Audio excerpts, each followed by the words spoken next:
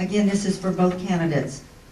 While receiving preferential treatment and favors is not illegal, and an ancient sage stated, build a fence around the law. Don't come close to stepping over the line or appearing to. If you agree public officials should still be held to a higher ethical standard, what would you do to build a fence around the law? Well, I think what we have to do is to continue to send the signal out of Montgomery that we're not going to tolerate that sort of thing. We have worked hard. We have proposed. We have gone after corrupt public officials over and over and over and over. We have a great record of convicting those people who have violated Alabama's ethics laws. That is the way to do it. We will continue to do what we have been doing, which is to send those people to prison and send a message to other public officials, you can't break the law.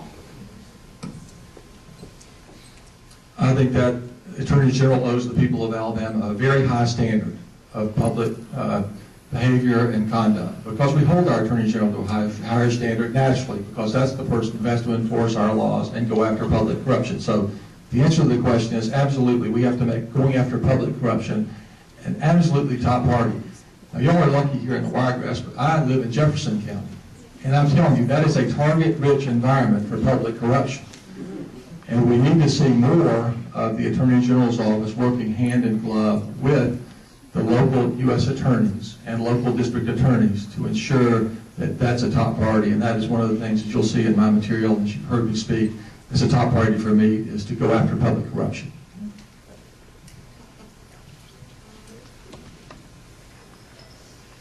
Okay, and Luther, we're going to switch back to you first.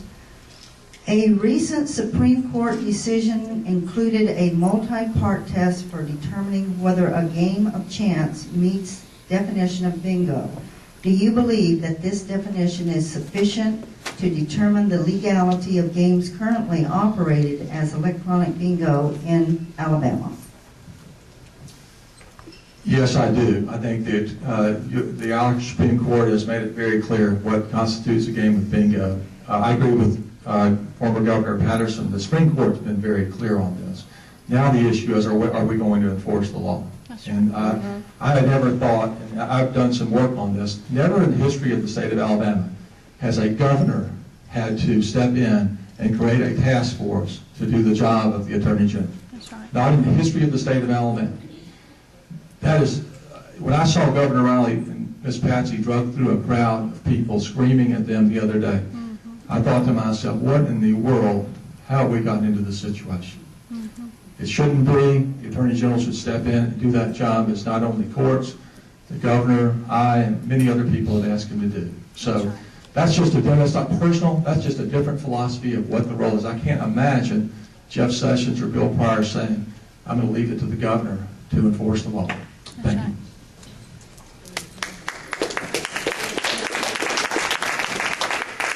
It's been a long time since I've been in Montgomery, a long time. I can't think of a time that I think we have greater mishandled an issue than we have this. We've got armed standoffs in Greene County. We've got Macon County that's closed and reopened. The law's not clear. I'll share with Mr. Strange a copy of what the Supreme Court said. Don't take my word for it. Don't ask me, do I think the Supreme Court has settled it or not? The Supreme Court, right here it is, the Cornerstone decision decided on November the 13th, 2009. They said the governor didn't ask the question of whether electronic bingo is legal in Alabama, and we don't decide it. They went on and gave us a 6-part test, but they didn't answer the most important question of all.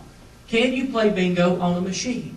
So we need to go back to court. I have suggested an approach to the governor that will take us back to court, that will stop the raids, will stop the warrantless searches, it will take law enforcement and law-abiding citizens out of the way and allow us to settle this in an orderly, civil way. There are better ways to do this.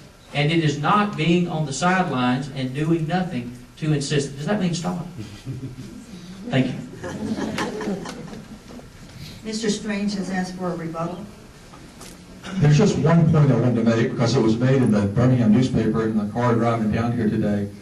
These amendments dealing with local bingo have been in existence for quite some time. They were in existence under Jeff Sessions and Bill Pryor. And we never had a problem until an opinion was written by the Attorney General in 2005, as the Birmingham News said, opened the door for a plethora of electronic bingo machines in counties where bingo is legal. So for whatever reason, this was not a problem until now. Now we have an out-of-control situation, and it's got to be stopped, and I hope the Attorney General will step in and do that soon, or I will certainly do it when I'm elected. Thank you.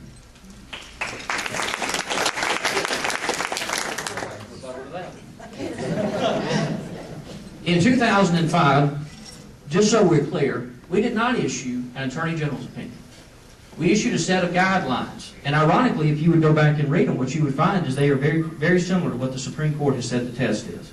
They did not open the door to gambling coming in. In fact, they allowed prosecutions across this state by local law enforcement to go forward that had never been allowed before. They provided clarity in the law that had never existed before. That's what we did in 2005. Now, the fact that people have hijacked that and used it as an excuse to do something else is not that uncommon in Montgomery. But it is not the reason that gambling has expanded. There was gambling when Bill Pryor was the Attorney General. I know, I worked for him. There were prosecutions that went forward when he was Attorney General, and there are now.